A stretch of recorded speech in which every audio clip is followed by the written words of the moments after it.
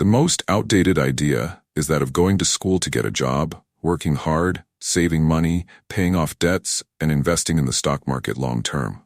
Why save money when trillions of dollars are being printed? The gap between the richest 1% and the remaining 99% is immense. It's not just about money. You need to look back and think about a bigger plan. So what do? Within each of us, there is a poor person. There is still a poor person inside me. There is also a middle-class person who seeks security and looks for a steady salary. And finally, there is a rich person. All these personas coexist within us, but they are not taught. We learn to go to school, get a job, and earn a steady salary, but we are not taught how to become wealthy. If you read the book, Rich Dad, Poor Dad, my rich dad refused to pay me. He claimed that a steady salary was one of the worst things someone could accept in life. He said that once you accept a steady salary, you become an employee. That was his mindset. So, my rich dad never paid me. My rich dad was not saying that a steady salary was bad, but that he didn't want to be a slave to money. As an entrepreneur, if my rich dad was wrong, I would go to another company. I didn't need a steady salary or someone to take care of me.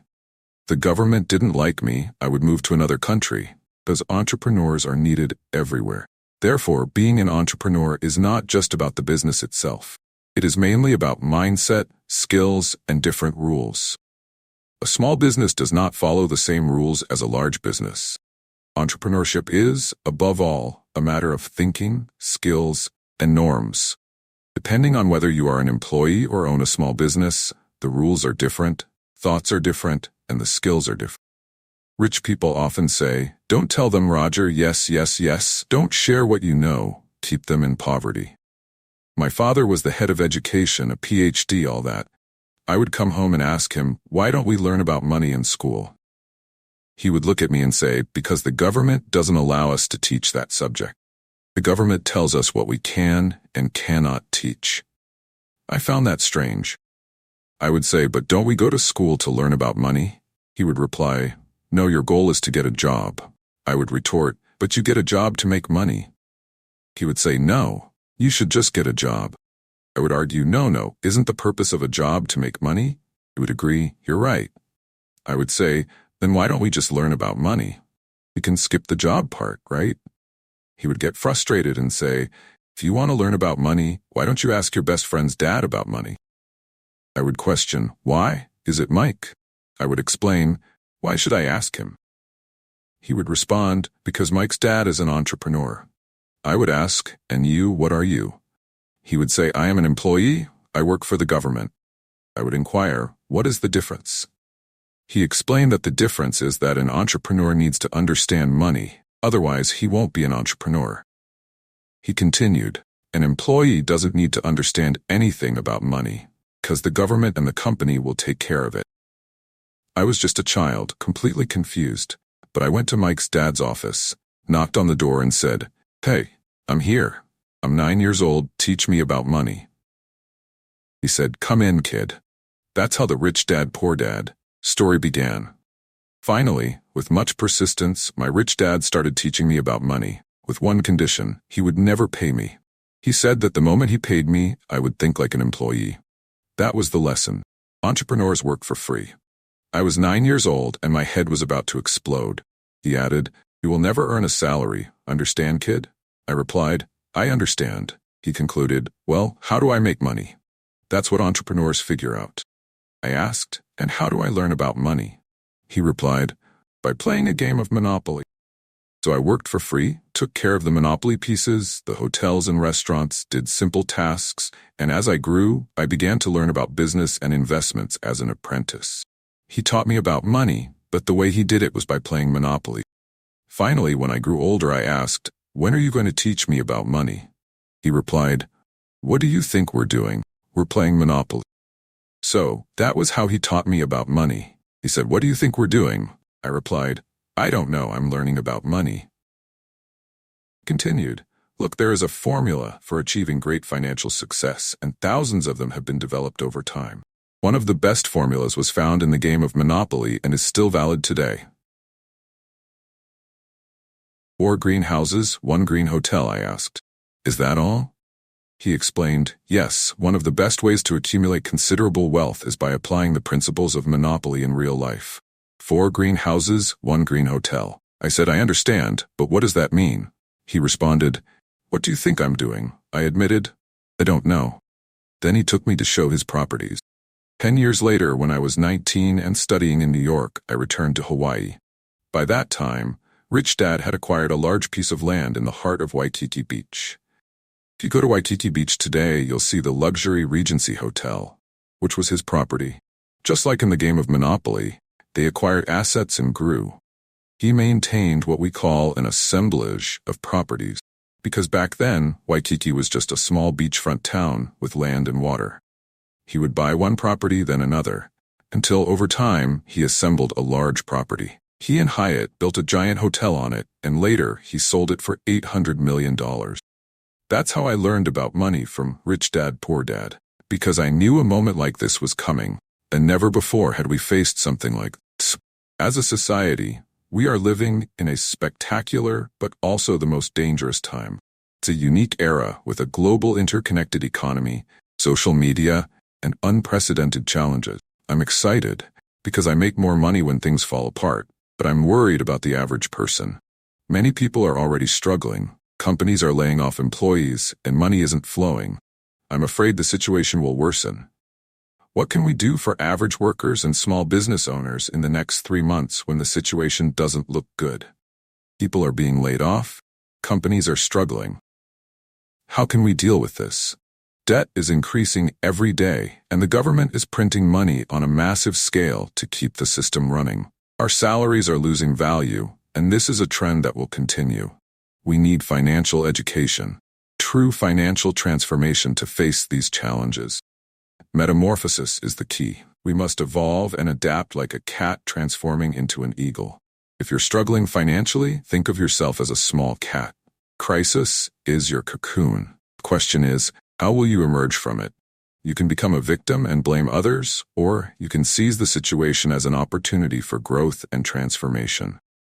This crisis could be the best thing that has ever happened to you, both financially and health-wise.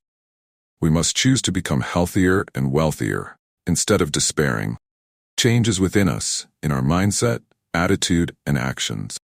For those who wish to take the leap and become entrepreneurs, my message is the same as the one I received. I clearly remember my last venture. The journey can be challenging, but it is an incredible opportunity to learn and grow. Perseverance and the pursuit of financial knowledge are crucial. Transform yourself from a small cat into an eagle and seize the opportunities life offers. It was one of the most challenging and rewarding days of my life. I was in Puerto Rico working at Xerox when my boss gave me a unique opportunity. It wasn't just a job, it was a substantial bonus, around $50,000. However, there was a significant catch. It was a tax trap. I was excited about the prospect, but also apprehensive. At that moment, a colleague named John approached me and said, "You're going to come back." Intrigued, I asked why. He explained that I would fail. I looked at him with surprise and, using some strong words, questioned his statement, as he himself had failed and returned. My response was clear. You failed and came back, but I will fail and never return. This attitude exemplifies the difference in mindset. If you enter something thinking that if you fail, you can simply go back home to your parents, that's exactly what you'll do. However, when you commit to facing failure and not looking back, that's when you become a true entrepreneur. I didn't have money at that time and hadn't received a regular salary for years. My mother encouraged me to follow this path, believing that when you don't have a salary, you become more creative and intelligent. This is a testament to character. Question is, will you become dishonest, a thief, or a better person? Being an entrepreneur reveals who you are when faced with challenges. We must always think about the bigger picture. Many people only worry about what will happen to them, but it's important to understand that when something bad happens, something good can also emerge. The key is to be prepared for what's coming. It's like checking the expiration date on milk at the supermarket. Similarly, we should check the expiration date in our minds. Instead of avoiding debt, we should learn to use it wisely. Recently, I refinanced a $300 million debt and reduced the interest rate from 5% to 2.5%. This gave me more money every month because my cost of money decreased. When I returned to Vietnam in 1973, my rich dad told me to learn how to invest in real estate, but he was actually talking about how to use debt and taxes to our advantage. Debt and taxes are the tools that the rich use to become wealthier, while the middle class and poor are harmed by them. Many wealthy professionals, such as doctors and lawyers, are frightened by this financial approach because they don't understand it. The lack of understanding can lead to harmful financial decisions. The truth is that the rich don't just work for money. They create businesses as entrepreneurs and invest in real estate. This gives them more control over their income and taxes. As an entrepreneur and real estate investor, I can pay fewer taxes when I make money. As an entrepreneur, I immediately invest in real estate, getting a return of 4-to-1. I put $1 million into real estate and get a loan of $4 million from the bank. That's why I like banks, although they may not be the best option for everyone. When the government prints a large amount of money, inflation increases, making salaries less valuable. However, those who use debt wisely can benefit from the situation. It's a complex balance, but understanding how to use debt is a valuable skill. Therefore, it's crucial to learn to use debt and taxes to your advantage instead of avoiding them. The entrepreneurial mindset is the path to financial success, and a deep understanding of these principles can make all the difference in your financial journey. You see, debt and taxes make the rich richer, while taxes and fees impoverish the poor and middle class. When we follow outdated ideas, we reap outdated results. Most people still believe in the traditional idea of going to school, getting a job, working hard, saving money, getting out of debt, buying a house as an asset, and investing for the long term. However, this mindset is outdated. The world changed significantly in 1971 when President Nixon took the dollar off the gold standard, making money a form of tax. Education is more important than ever, but traditional educational ideas and methods are outdated. Moore's law shows that information doubles every 18 months, making it quickly obsolete. Upon leaving school, many become obsolete because they cannot stay updated. Financial institutions don't just want to hold your money, they have plenty of it. People are withdrawing money from banks and investing in real assets like businesses and real estate to avoid losing money due to inflation and fees. The pursuit of a secure job and the obsession with getting out of debt are outdated ideas. Instead, it's important to learn to use debt intelligently and understand how it can be a tool to create wealth. The reason why the 1% are getting richer while the 99% are struggling is linked to the excessive printing of money, which causes inflation and high fees. However, schools do not teach about this critical topic. For a true entrepreneur, the pursuit of a well-paid job is not the main goal. They have an opportunity-focused mindset and understand that they can create their own financial path regardless of circumstances. Many people call themselves entrepreneurs without truly understanding what it means to be an entrepreneur. The common employee mindset does not realize that by leaving a job, they become more vulnerable to higher fees. The key is to have an entrepreneurial spirit and learn to use debt intelligently. There are always two realities at play: the external economy and the internal economy. What you can control is your internal economy and your internal focus. True entrepreneurs have a strong internal focus and see difficulties as opportunities for growth. They become stronger, smarter, and happier, no matter what happens. On the other hand, those with a weak mindset focus on what might go wrong, which usually materializes. True entrepreneurs understand that internal control is fundamental and that difficulties are part of the path to success. People who fear making mistakes as taught in schools often fail to grow, as spirituality teaches us that there are good and bad sides, right and wrong, high and low. Most people only want it to be right and maintain a positive mindset.